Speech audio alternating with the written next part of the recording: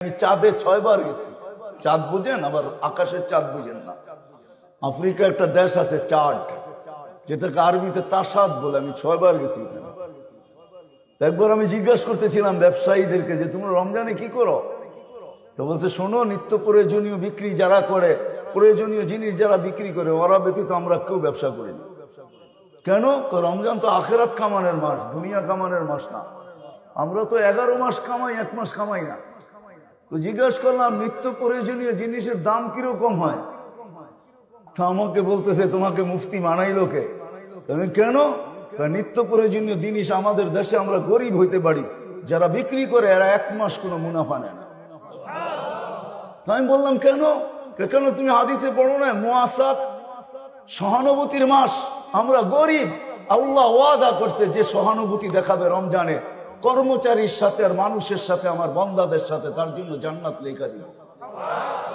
বলছে আমাদের কোন ব্যবসায়ী যেই দামে কিনা, কস্টিং যতটুকু অতটুকু দাম নেয়, কোন নিত্য প্রয়োজনীয় 1 পয়সা লাভ নেয় না। আমি বললাম যারা কিনে, তো বলতেছে একটা হাসির ব্যাপার আছে, রহস্যের ব্যাপার আছে। আমি বললাম সেটা কি? যারা কিনতে যায় ওরা দোকানদারকে বলে, তুমি তো জান্নাত কামায় নিলা, আমাকে জান্নাত কামানোর সুযোগ দিবে না? তুমি যখন আমার সাথে সহানুভূতি দেখাইলা, তুমি 1 পয়সা লাভ নিলা না, তো আমি এই টাকাটা তোমাকে হাদিয়া দিয়ে সহানুভূতি দেখাইলাম, আমিও জান্নাত পাইতেছি। বলেন লাভ বেশি পায় না কম পায়? হায় আমার জাতি যদি বুঝতো,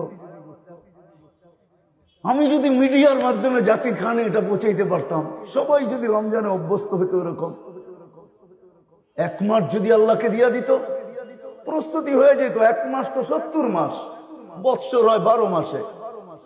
তাও যদি না করত, শেষ 10 দিন যদি আমার পুরা জাতি লাইলাতুল কদরকে ধরার জন্য উৎপাইতা থাকতো, শেষ 10 দিনে লাইলাতুল কদর হবেই হবে, উৎপাইতা থাকতো, তাইলেও তো মারা যাওয়ার পরে আল্লাহকে বলতে পারতো, যদি জিজ্ঞাসা করে 80 বৎসরের বুড়াকে কতদিন ছিলি, 80 বৎসর, হিসাব রাখেন 1 রাতের দিয়া নেই।